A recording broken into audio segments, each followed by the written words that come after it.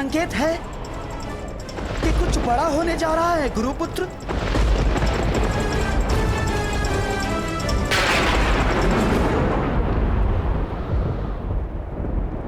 ये सब क्या हो रहा है आर्य? आपके गांडीव से ये स्वर कैसा? ये स्वर गांडीव की प्रत्यंचा का नहीं है पांचाली, मेघ गर्जन का है। परंतु कुछ समय पहले तक आकाश में ऐसा कोई संकेत नहीं था। मुझे भी समझ नहीं आ रहा है। जैसे आकाश में वज्र खड़क रहा हो और प्रतीत होता है कि इंद्रदेव की दृष्टि टेढ़ी हो गई है। नहीं विकोदर, ये संकेत है कि किसी की दृष्टि कई वर्षों के पश्चात किसी पर पड़ी है।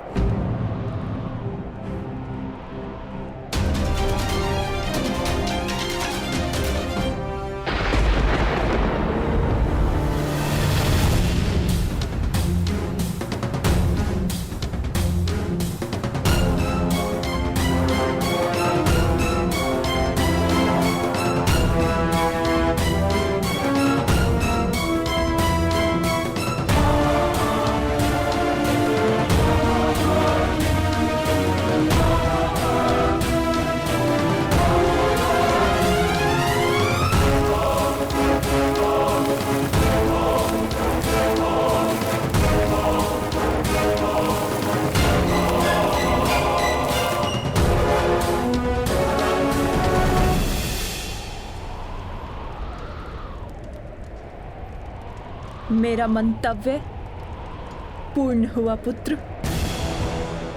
अब कोई तुम्हारा वध नहीं कर पाएगा।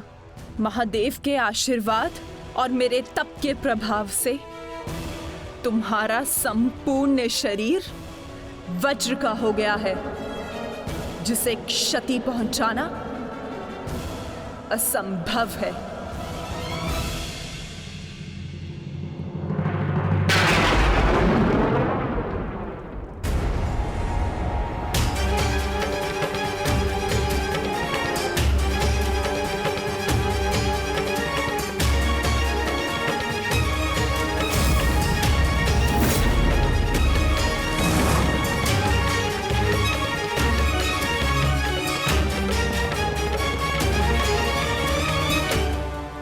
क्या किया दुर्योधन? मैंने तुम्हें निर्वस्त्र होकर मेरे समक्ष प्रस्तुत होने का आदेश दिया था, तो तुम क्यों ये अंतर्वस्त्र पहन कर आए? माताश्री, बहना, क्या हुआ? क्या हुआ? क्या हुआ बहना? महादेव के वरदान का उपयोग करने के लिए मैंने दुर्योधन को निर्वस्त्र मेरे समक्ष प्रस्तुत होने का आदेश दिया था, ताकि इसका सारा शरीर वज्र का बन जाए। परंतु ये क्यों किया दुर्योधन? ऐसा क्यों किया?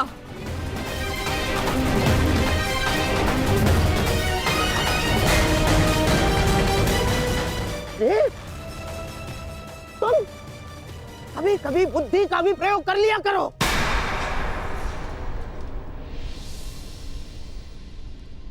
क्या कह रहे हैं मामाश्री? आप ही ने तो मुझसे कहा था कि माता के समक्ष पूर्णतः निर्वस्त्र होकर नहीं जाना चाहिए। आप ही ने कहा था। मैंने कहा? मूर्ख हो गए हो तुम। मैं कब मिला तुमसे? और ये सब कुछ मैंने नहीं कहा है तुमसे। नहीं, यदि आप मुझसे नहीं मिले तो वो कौन था?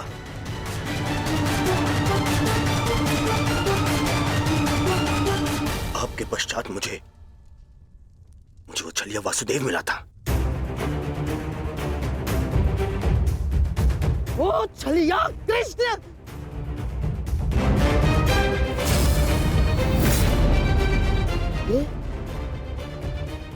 ये सब उस छलिए का किया धरा है दुर्योधन।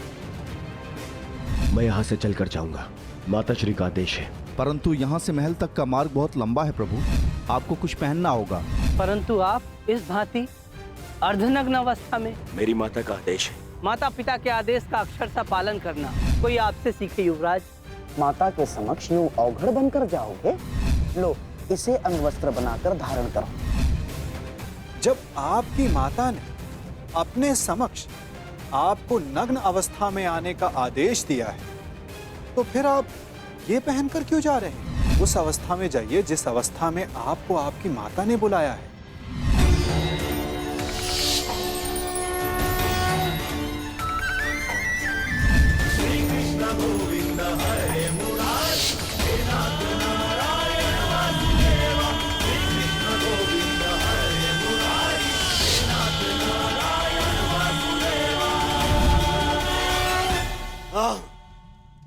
ये सब उसी के कारण हुआ है।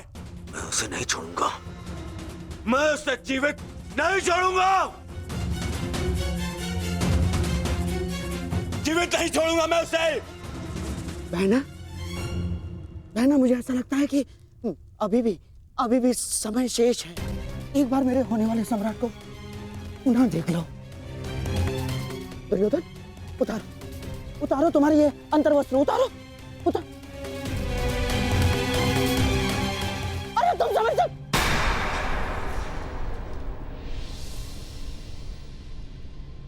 कुछ नहीं बचा अब, कुछ नहीं बचा। वर्षों से संचित किया तप मैंने समाप्त कर दिया है भ्राताश्री। इसके पश्चात कुछ नहीं हो सकता।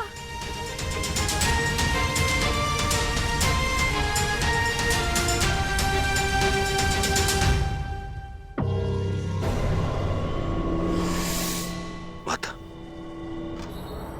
मुझे क्षमा कर दीजिए, परंतु जितना आपने दिया वो पर्याप्त है माता। मेरे मित्र का प्रतिशोध लेने के लिए, उन पांडवों का अंत करने के लिए इतना भी पर्याप्त है माता। कमर से ऊपर सब कुछ वज्र का बन गया है माता, और नियम अनुसार भीम कमर से नीचे गदावार नहीं कर सकता।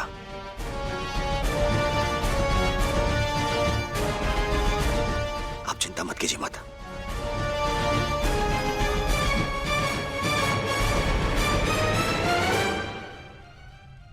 मुझे मेरे युद्ध के लिए सज्ज होना है। मुझे आज्ञा दीजिए माता।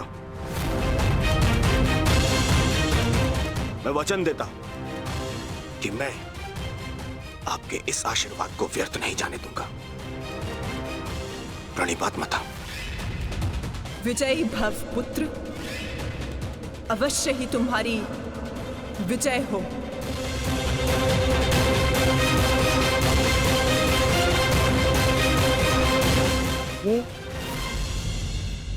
ये सारा खेल उस छलिए कृष्ण का रचा हुआ है बहना। इसलिए इस समय उसके मस्तिष्क में कोई ना कोई चाल तो अवश्य चल रही होगी। आप कहना क्या चाहते हैं भ्राताश्री? जिसने जरासंध जैसे महायोद्धा के 2 टुकड़े करवा दिए,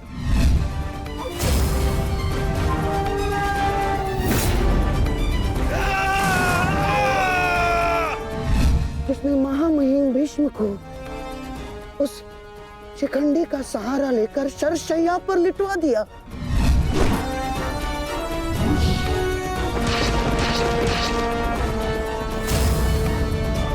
जिसने महाधनुर्धर अंगराज कर्ण का वध करवा दिया बहना। मुक्त करो अंगराज को पार्थ, अंजलि का अस्त्र का प्रयोग करो।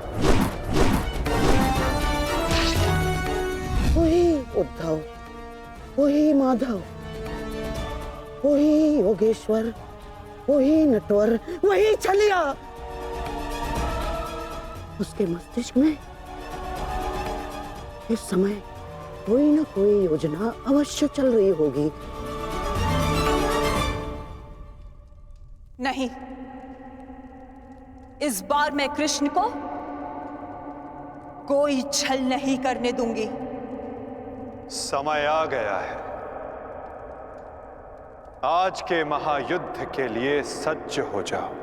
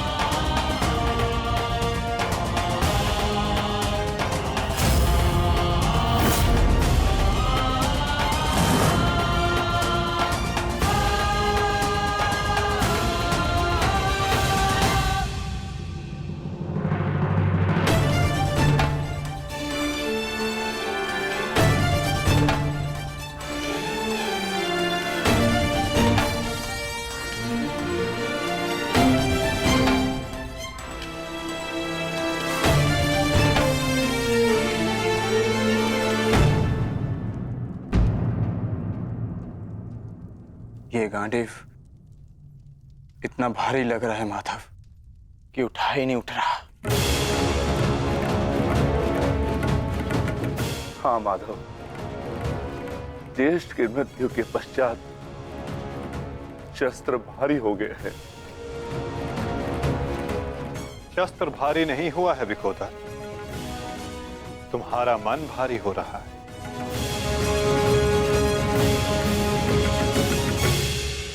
नहीं हुआ है विकोदर, तुम्हारा मन भारी हो रहा है।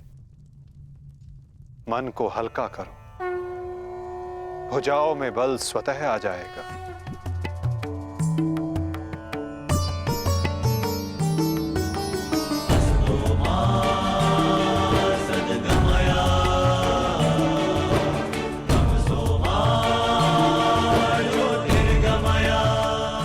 तुम सब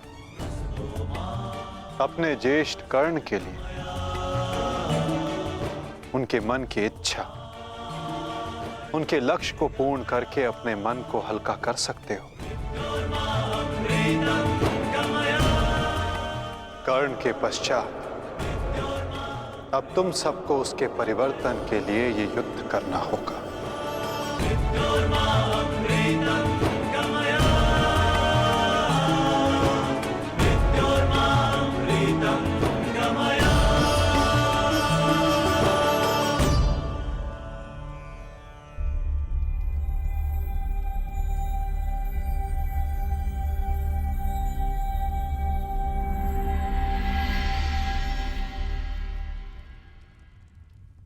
तुम्हारे ज्येष्ठ कर्ण का लक्ष्य उचित था, किंतु मार्ग अनुचित था, इसलिए वो पूर्ण ना हो सका। और तुम सबका मार्ग धर्म पथ है, सत्य है, परंतु तुम सबका लक्ष्य अनुचित था, प्रतिशोध। अब उचित मार्ग पे चलकर उचित लक्ष्य के लिए युद्ध करो, परिवर्तन के लिए युद्ध करो, और यही तुम्हारे ज्येष्ठ कर्ण के लिए सत्य में उचित श्रद्धांजलि होगी।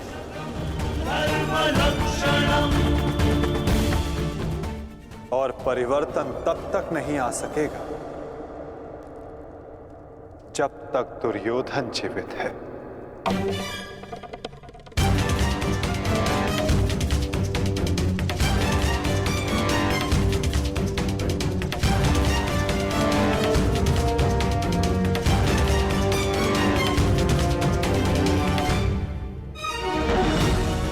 कर्ण के पश्चात अब भी युद्ध भूमि में कुछ अपने हैं जो तुम सब के विरुद्ध खड़े होंगे। कर्ण का शरीर भले ही नष्ट हो गया, परंतु कर्ण की आत्मा, कर्ण की सोच अभी भी जीवित है, और ये सोच बहुत कुछ जीवित कर देती है।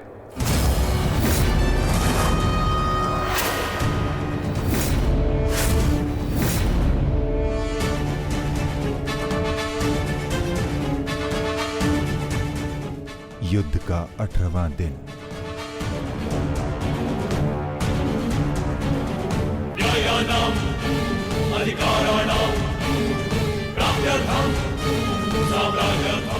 कर्ण उस दीपक की भांति है जो बुझने से पूर्व दूसरे दीपक को प्रकाश दे जाता है और फिर उस प्रकाश में लौट कर आता है।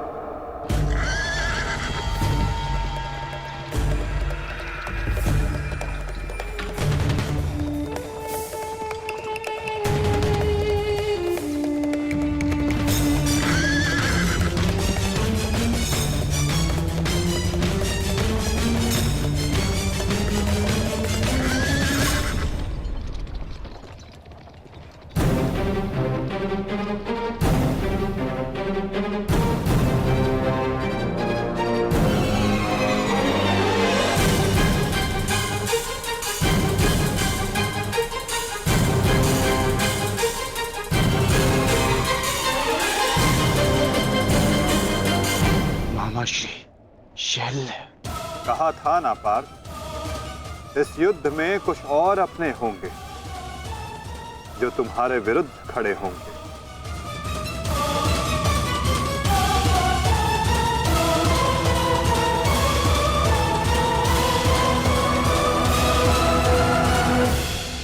मैं जानता हूं मैं अंगराज नहीं बन सकता, परंतु मद्राज की साहस का दर्शन अवश्य होगा।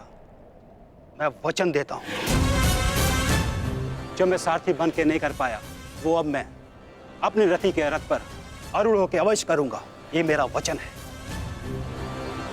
मैं वचन देता हूं कि आज का दिन सदा स्मरण रखा जाएगा। न बंधु न सखा, न बहन न कोई भांजा, आज शल्य के लक्ष्य में कोई बाधा नहीं बनेगा। आज शल्य प्रायश्चित करेगा एक महान योद्धा के मृत्यु के सहायक होने के अपराध में। आज शल्य प्रायश्चित करेगा अपने अपराध का।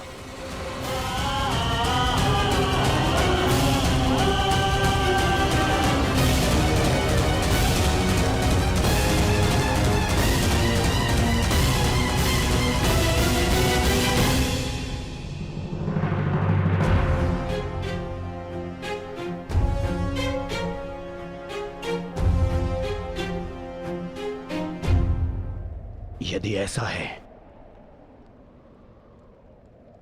तो आज साथ मिलकर लड़ेंगे शैल्य। आओ मेरे साथ मिलकर मेरे मित्र का प्रतिशोध लो। सर सेनापति शैल्य। सेनापति शल्य की, सेनापति शल्य की, सेनापति शल्य की।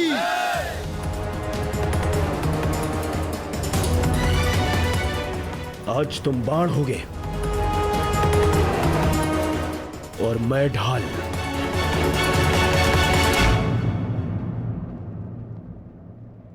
मित्र कर्ण के लिए और ये मेरे पश्चाताप के लिए।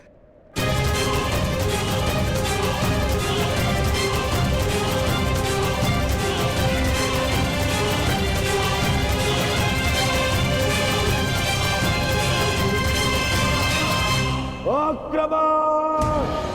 आक्रमण!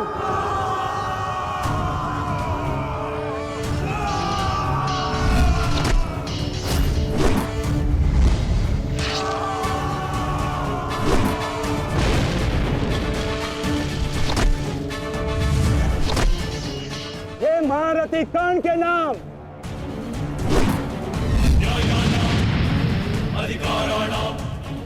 ये मित्र कर्ण के लिए।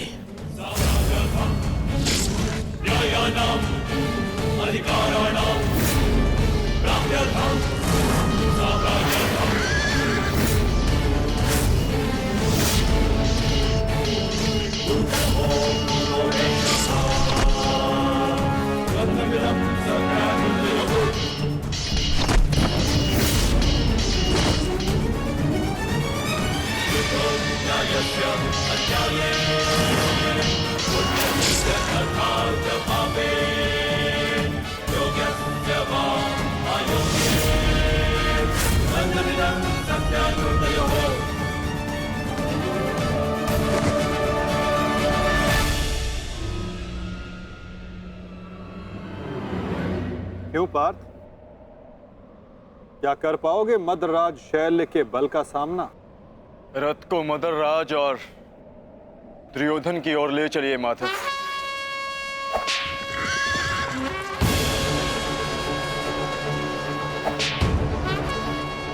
आरती उस ओर चलो।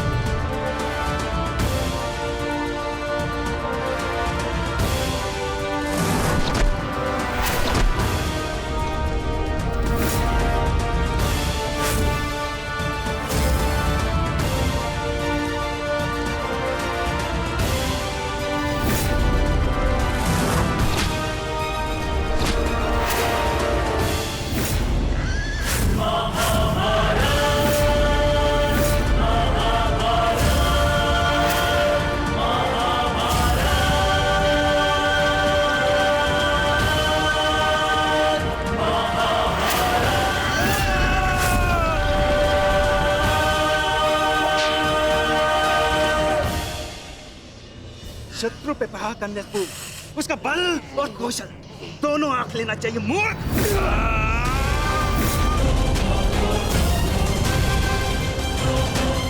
शल्य के समक्ष क्रोध करने वाला आधा बल खो लेता है। इस जोड़ी को ही नहीं, आज मैं दोनों के शरीर को ही तोड़ डालूंगा।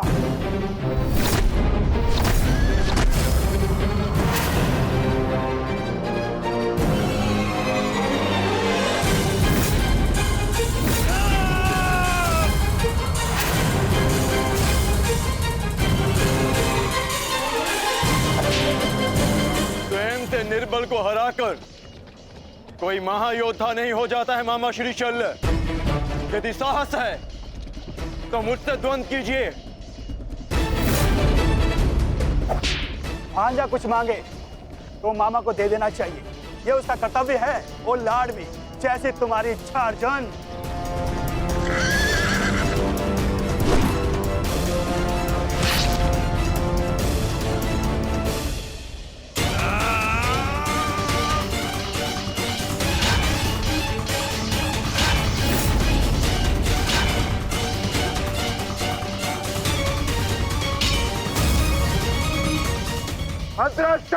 अपना लक्ष्य भूल गए विकोधर।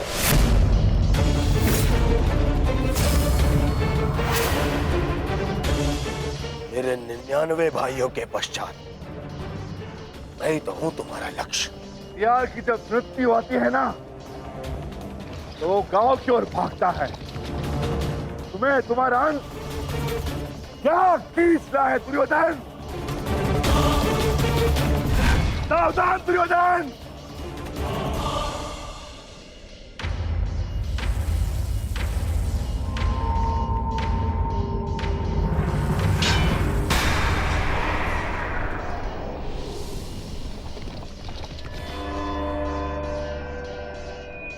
ठीक कहा तुमने, कर लो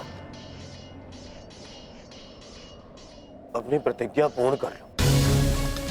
मेरे मस्तक को तोड़ दो, प्रहार करो मुझ पर विकोधर।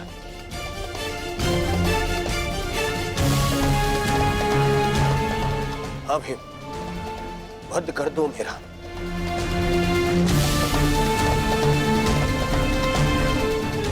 कर लो अपनी प्रतिज्ञा पूर्ण कर लो। स्मरण करो वो मैं ही था जिसने सम्राट से भिखारी बना दिया था तुम सबको। स्मरण करो वो मैं ही था जिसने 12 वर्ष के वनवास में भेज दिया था तुम सबको। वो अज्ञातवास स्मरण करो, वो भी मैं ही था। स्मरण करो द्रौपदी का वस्त्र हरण, वो भी मैं ही था। और अभिमन्यु का वध, वो भी स्मरण करो, वो भी मैं ही था। मार दो मुझे, अपना प्रतिकार लो, मुझे मार दो। ऐसे भी मेरे 99 भाई और मेरे मित्र के चले जाने के पश्चात अब जीने की इच्छा शेष नहीं है। मार दो, आओ भीम, वध करो मेरा, मार दो।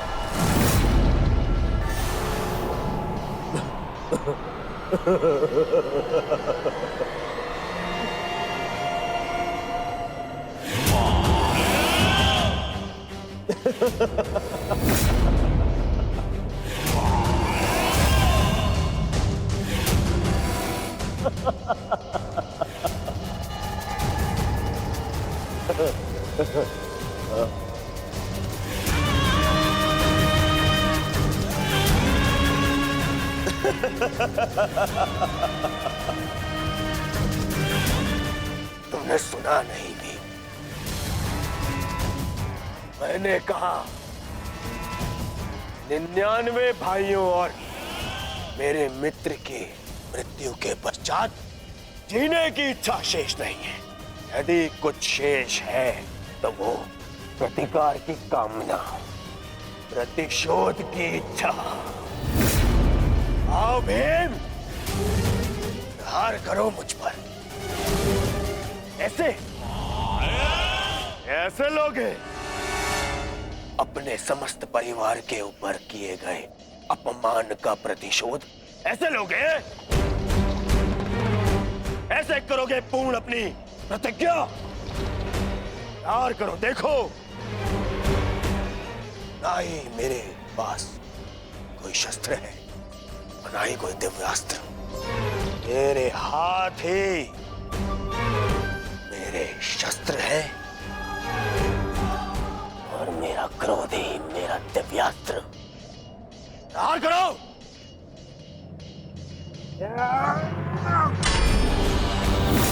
ऐसे नहीं भीम।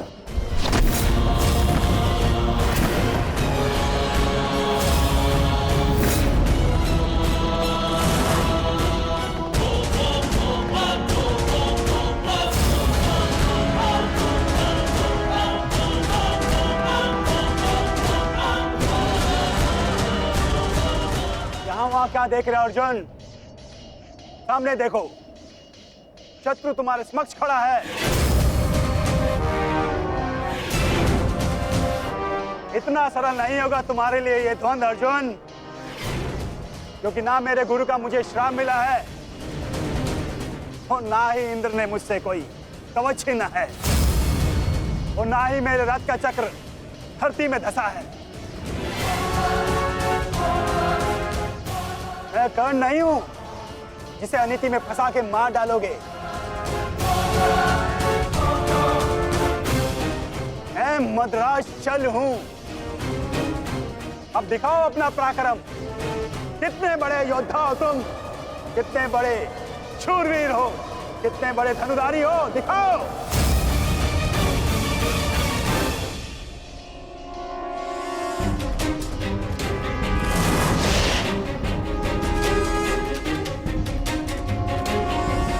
स्मरण रखना पार्थ, कभी कभी क्रोध को अस्त्र बना लेना चाहिए। तुम क्रोध में मत उलझो पार्थ, केवल अपने युद्ध पर अपना ध्यान केंद्रित रखो।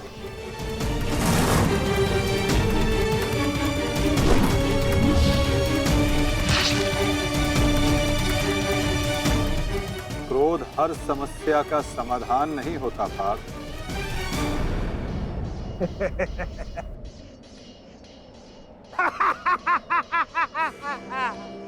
लगता है आचार्य द्रोण ने तुम्हें अधूरी शिक्षा दी है अर्जुन।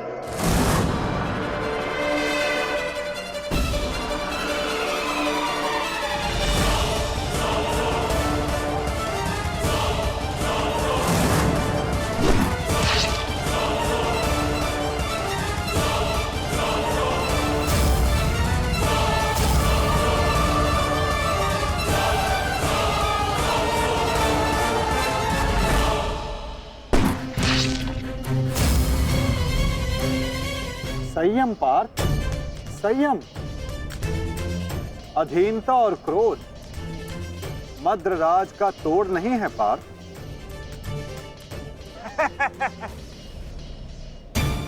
मद्रराज, इस अर्जुन को धनुर्विद्या सीखने का बहुत शौक है। आप इसे धनुर्विद्या सिखाएं।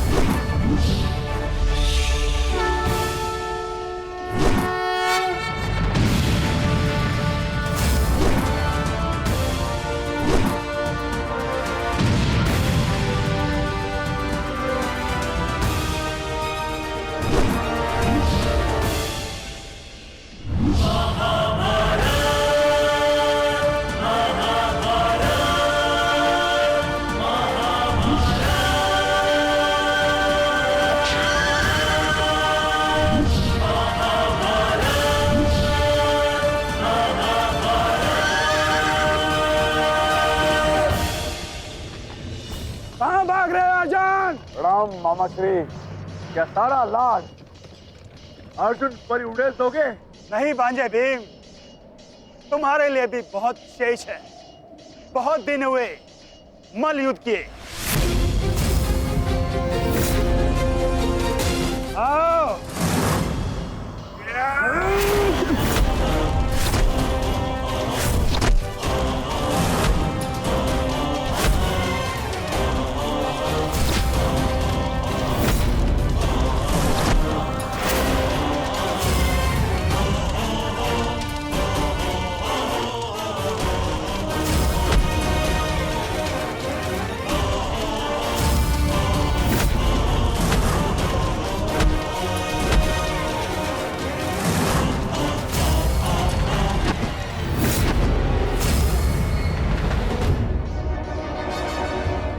साधो विकोदर भीम, साधो।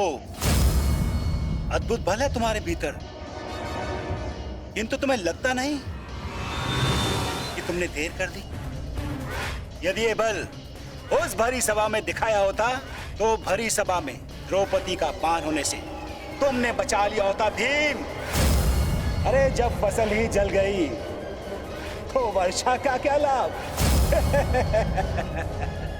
अरे संसार के इतिहास में तुम्हारा नाम एक कायर के रूप में लिखा जा चुका है भीम, जो अपनी पत्नी का वस्त्र हरण होते हुए देखता रहा। वस्त्र हरण। नहीं, ऐसा तो नहीं, तुम स्वयं उस पल का आनंद ले रहे थे।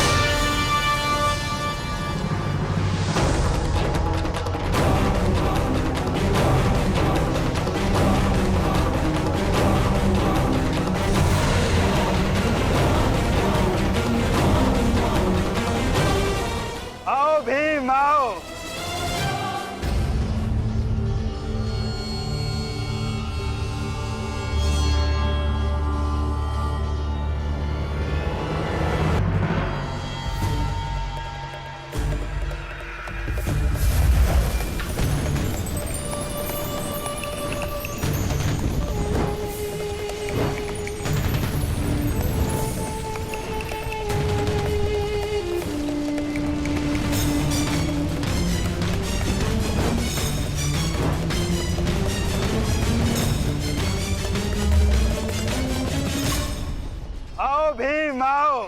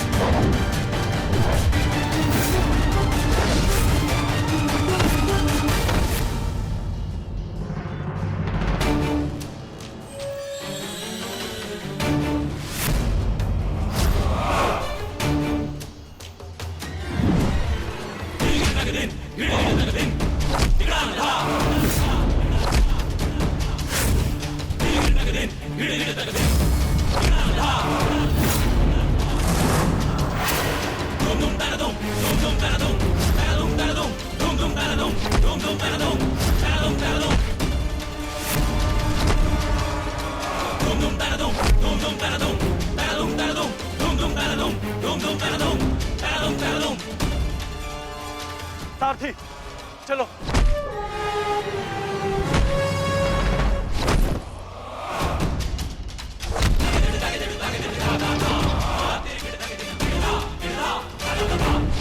विश्वास नहीं होता मामा श्री कि आप हमारे शत्रु के साथ मिलकर हमें ही परास्त करने पे तुले हैं। आपसे सहायता मांगना हमारी सबसे बड़ी भूल थी, किंतु आपको परास्त कर हम अपनी भूल का पश्चाताप करेंगे। आइए मामा श्री, हमसे द्वंद्व कीजिए। जिसे कल मेरे महारथी ने छोड़ दिया था, मैं उन्हें मारना नहीं चाहता। जाओ, लौट जाओ। कर्ण ने तुम्हें क्षमा किया था, इसलिए मैं भी तुम्हें एक और अवसर देता हूं। जाओ, लौट जाओ। अपनी ही बहन के अंश को नहीं मारना चाहता, इसलिए लौट जाओ। कहीं ऐसा तो नहीं कि आपको हमसे भय लग रहा हो मामा श्री? है शल्य को भय।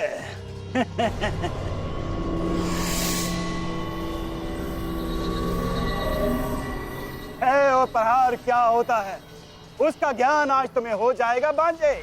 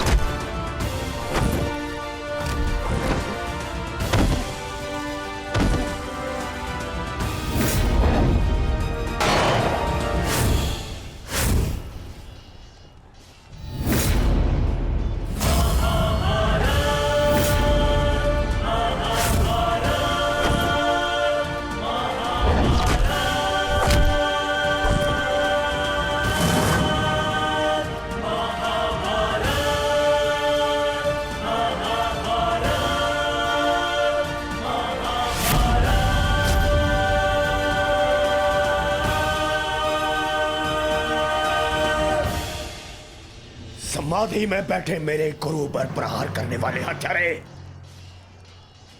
मैं तुम्हें इस गुरु पुत्र का बाल भी बाका नहीं होने दूंगा।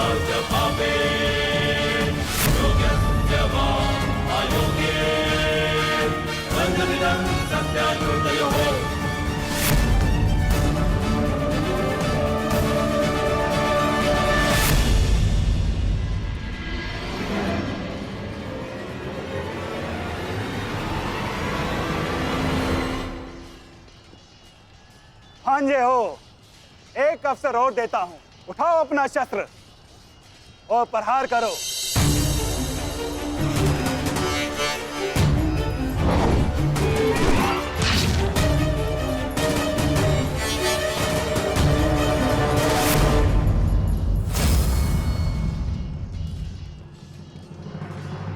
क्या हुआ? कोई पांडव सेना में ऐसा वीर नहीं है जो मेरा सामना कर सके? या तो मुझसे युद्ध करो, अन्यथा अपनी पराजय स्वीकार करो। ये सब क्या हो रहा है माता? मदरराज अचानक से इतने शक्तिशाली कैसे हो गए? क्या उन्हें परास्त करने का कोई उपाय नहीं? किसी भी शक्ति का तोड़ ढूंढने से पूर्व उस शक्ति को समझना अनिवार्य है पार्थ। है कोई मेरे समक्ष जो मुझसे युद्ध कर सके? मद्रराज की शक्ति उनके शत्रु के क्रोध में है पार्थ। उन्हें केवल वही परास्त कर सकता है जो अपने क्रोध को अपना अस्त्र बना सके, या वो जिसे अपने क्रोध पर पूर्ण नियंत्रण हो, जैसे कि अंगराज कर्ण ने किया था पार्थ। अपने क्रोध को अपना अस्त्र बनाकर उन्होंने शैल्य को पराजित किया था।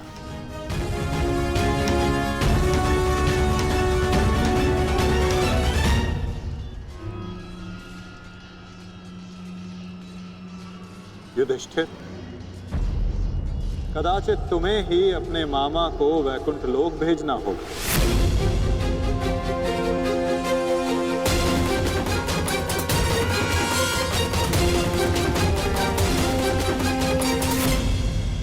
तुम्हें ही अपने मामा को वैकुंठ लोक भेजना होगा।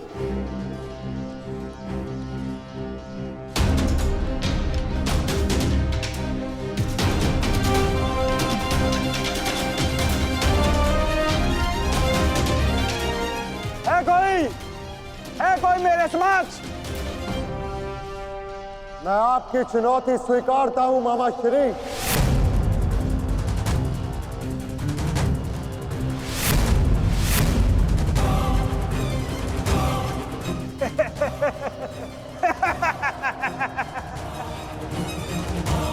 जब अर्जुन का गांडीव, भीम की गदा मेरा कुछ बिगाड़ नहीं सकी, मेरे भांजों को भी मेरे समक्ष घुटने टेकने पड़े, तो तुम किस अस्त्र की सहायता से मुझे परास्त करोगे युधिष्ठिर? हो, कहीं तुम चौसर के खेल की चुनौती देने तो नहीं आए युधिष्ठिर? ओ, मैं तो भूल गया था, तुम जीत के लिए अस्त्र नहीं उठाते, अपने परिवार को दांव पे लगाते हो, दांव पर।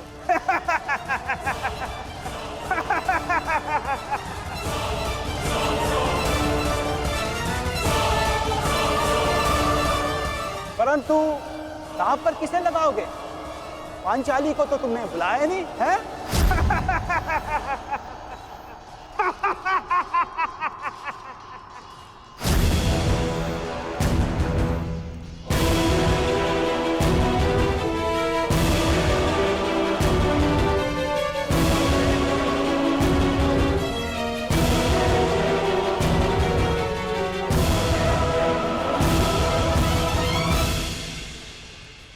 तो बताओ युधिष्ठिर, मेरे साथ चौसर खेलोगे या है तुम्हारे पास कोई अस्त्र मेरा सामना करने के लिए?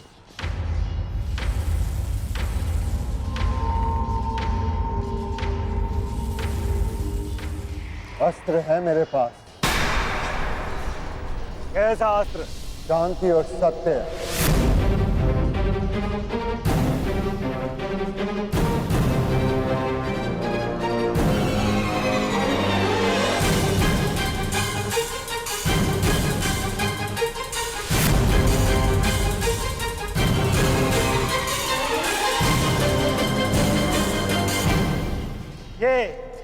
ये समस्त विनाश तुम्हारे कारण हुआ है। ये महाभारत तुम्हारी एक भूल के कारण हुआ है।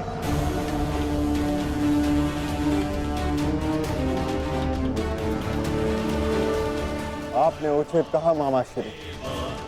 ये समस्त महाभारत मेरे उस भूल के कारण हो रही है। तो अब समय आ गया है अपनी उस भूल को सुधारने का, और आपका समय आ गया है अपनी भूल का पश्चाताप करने का। इस प्रकार के पुरुष हो तुम, द्रौपदी का पान स्मरण करके लज्जा और क्रोध नहीं आता तुम्हें? जो ना कर सके उस पर शोक मनाने से बेहतर है कि अभी जो हमारे वश में है वो कर्म किया जाए। और इस समय मेरा कर्म युद्ध है। सावधान मामा श्री। तो आओ युद्ध करो।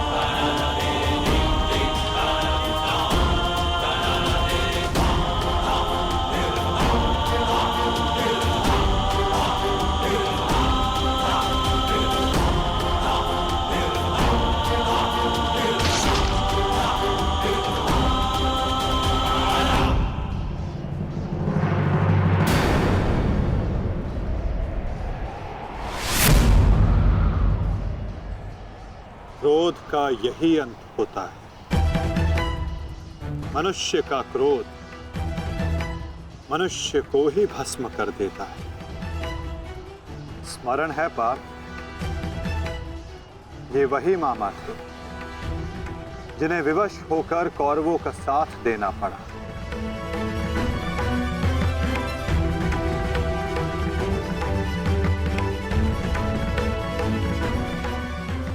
परंतु अभी भी एक मामा शेष हैं पाप, जिन्होंने संपूर्ण भारतवर्ष को इस महाभारत की चौसर पर आने को विवश कर दिया। क्या उन्हें अपने पापों का दंड नहीं मिलेगा?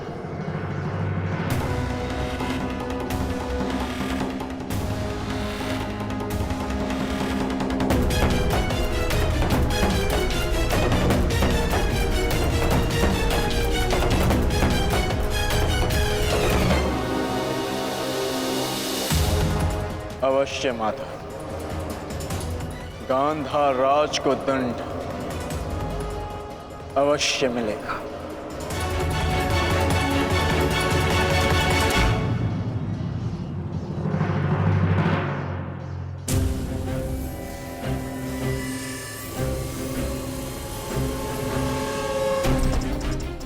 हमारे ही पक्ष में रहकर सदैव हमारे अहित में ही सोचा था इस मद्रराज ने। इसके कर्मों का आज इसे उचित दंड मिला। अभागा मामा अपने ही भांजे के हाथों अपने प्राण खो बैठा। सत्य ही तो कहा है किसी ने, जीवन एक चौसर का खेल ही तो है, एक ही भूल और हमारे ही पासे हमें हार दिलवा देते हैं। ठीक कहा गांधार राज, आपने अपने और अपने संबंधियों के जीवन को एक चौसर का खेल ही तो बनाकर रख दिया है। आपकी कुटिल नीति के कारण आज एक भाई दूसरे भाई के लहू का प्यासा हो गया है। आज संपूर्ण भारतवर्ष इस महाभारत के रण क्षेत्र में आ सिमटा है। इसका दंड तो आपको अवश्य मिलेगा गांधार राज। समय आ गया है कि आप विश्वासों के पास आप ही के जीवन का दांव उलटते हैं।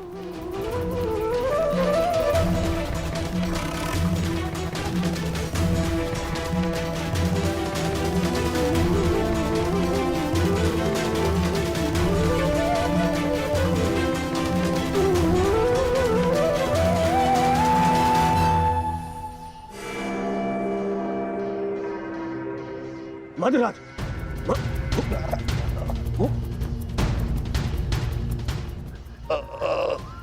मद्रराज, जाओ सहायता लेकर आओ, जाओ। मुझे क्षमा कीजिए युवराज, इससे अधिक आपकी सेवा नहीं कर सकता। मेरा अंतिम समय आ गया है। नहीं मद्रराज, नहीं। आपका साहस और आपकी शक्तियां बहुत प्रशंसनीय है। मेरी सहायता करके आपने अपना वचन पूर्ण किया। मैं दुर्योधन ये घोषणा करता हूं कि आपने अपना कर्तव्य पूरा किया मद्रराज, पूर्ण किया मद्रराज। और आपको कुछ नहीं होगा। अरे सेवकों, सहायता लाओ। मुझे मृत्यु का भय नहीं है युवराज, बल्कि संतोष है। परलोक जाकर उस महारथी महावीर को अपना मुख दिखा सकूं, जिसका सारथी बनकर भी मैं अपने कर्तव्य का पालन नहीं कर सका। उसके सम्मुख जाकर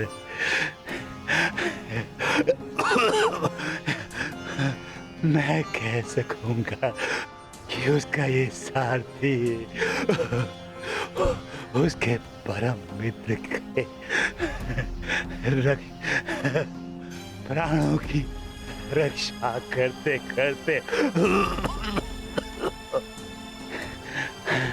अपने प्राणों का बलिदान दे बैठा।